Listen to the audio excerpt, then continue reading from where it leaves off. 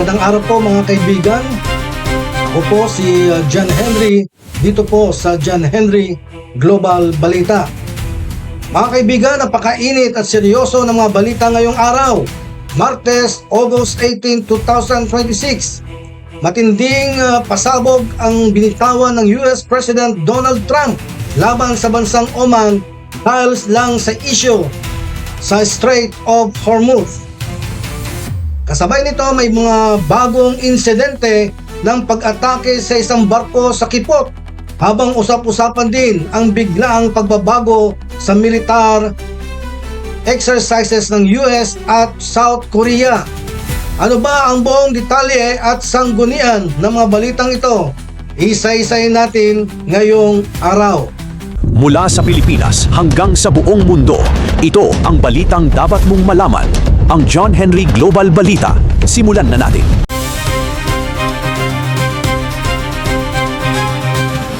Mga kaibigan, simulan po natin ang ating ulat ngayong araw, Martes, August 18, 2026. Ayon sa mga eksklusibong ulat mula sa Fox News at The Guardian, lumitaw ang matinding tensyon matapos magbanta si US President Donald Trump laban sa bansang Oman, isang mahalagang kaalyado ng US sa gitnang silangan na nagsisilbing tulay o back channel sa usapan nila ng Iran.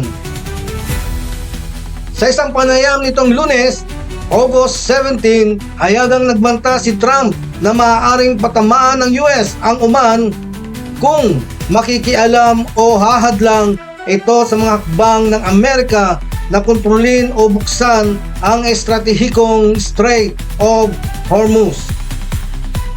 So ang tanong po mga kaibigan, anong dahilan bakit binantahan ng US ang Oman? Ayon sa mga balita, ang pangunahing dahilan kung bakit nagbanta si US President Donald Trump dahil sa mga nagaganap na negosasyon sa pagitan ng Iran at Oman kaugnay ng Strait of Hormuz. Narito po ang malinaw na konteksto ng sitwasyon. Ang Oman ay matagal nang kilala bilang neutral na bansa at madalas na tumatayong tagapamagitan sa pagitan ng US at Iran. Kamakailan ay nag-anunsyo ang Iran na nagkaabot na sila ng kasunduan ng Oman sa isang transit route map para sa mga barkong dumadaan sa Kipot. Pinangangambahan na ang kasunduang ito ay magbibigay daan sa Iran upang makontrol o makapamahala sa naturang estratehikong lagusan ng langis. So ano po ang reaksyon ng US dito? So mariing tinutulan ng Administrasyong Trump ang anumang hakbang na magbibigay sa Iran ng kontrol sa Kipot dahil nais ng US na manatili itong bukas bilang malayang international waters. Dahil dito, hayagang nagbanta si Trump na kung makikialam o hahadlang ang Oman sa mga plano ng Estados Unidos sa rehiyon, gagamit sila ng puwersa laban dito. Ito ang kasunod din ng ulat mula sa United Kingdom Maritime Trade Operation UKMTO ngayong araw, August 18, na may isang commercial na barko na namang tinamaan ng unknown projectile o misteryosong missile habang dumadaan sa Strait of Hormuz na nagdulot ng pinsala at pagkaalarma sa mga mandaragat. Ayon sa mga ulat, ang presyo ng gasolina sa US ay pumalo na rin sa pinakamataas na tala ngayong buwan ng Agosto dahil sa patuloy na pagsasara ng naturang ruta ng langis. Mga kaibigan, lumipat naman tayo sa isa pang malaking balita ngayong araw.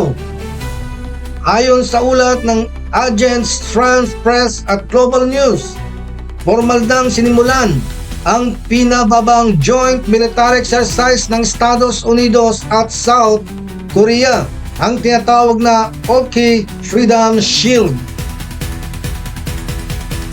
Ibinunyag ni Trump na pinag-uutos niya ang pagbabawas o pag-scale back sa mga taunang pagsasanay militar na ito. Binanggit ang kanyang magandang relasyon sa leader ng North Korea na si Kim Jong-un. Nagdulot ito ng iba't ibang reactions at pangamba maging sa mga mambabatas sa Amerika. Dahil ayon sa mga kritiko, tila iniwan nito ang mga kalyado sa Asya sa gitna ng pag-aabang ng China at Russia. Mga kaibigan, mga ka-John Henry, ano bang ibig sabihin nitong lahat? Batay sa mga kaganapan ngayong pong araw. Una, sa gitnang silangan, ang mga banta ni Trump laban sa Oman at ang patuloy na pag-atake sa mga barko ng Strait of Hormuz ay patunay na malayo pang maayos ang krisis sa langis. Kapag ang mga kalyadong bansa ay pinagbantahan na rin ng US, ipinapakita nitong naging mas agresibo ang kanilang diskarte para lang makuha ang kontrol sa Strait of Hormuz. Pangalawa, sa Asia, ang pagbabawas ng joint drills ng US at South Korea ay nagpapakita ng malaking pagbabago sa patakaran ng Amerika na labis namang binabantayan ng China. Sa madaling salita, ang mga balitang ito ngayong Agosto 18, 2026 ay patunay na ang mga desisyon ng mga leader sa ibang bansa ay may direktang epekto po sa buong mundo, kabilang na ang presyo ng bilihin at petrolyo dito po sa atin. Ikaw, kaibigan, ano sa tingin mo? Sa tingin mo ba ay epektibo ang naging banta ni Trump laban sa Oman? At ano ang masasabi mo sa mga nagaganap ngayon sa iba't ibang panig ng mundo? I-drop ang iyong komento sa ibaba. Muli po, maraming salamat. Ito po si John Henry, dito po sa John Henry Global Balita. Huwag po nating hahayaang manatili tayong bulag sa mga tunay na kaganapan sa mundo. Kung nagustuhan ninyo ang ating mapanuring pagsusuri ngayon, huwag kalimutang i-like at i-share ang video na ito para mas marami pa tayong mga kababayan na mamulat. Mag-subscribe na rin kayo sa John Henry Global Balita at i-click ang notification bell para palagi kayong laging una sa mga nagbabagang balitang tambaigdig. Isulat nyo na rin ang inyong opinyon sa comment section sa ibaba. Hanggang sa susunod.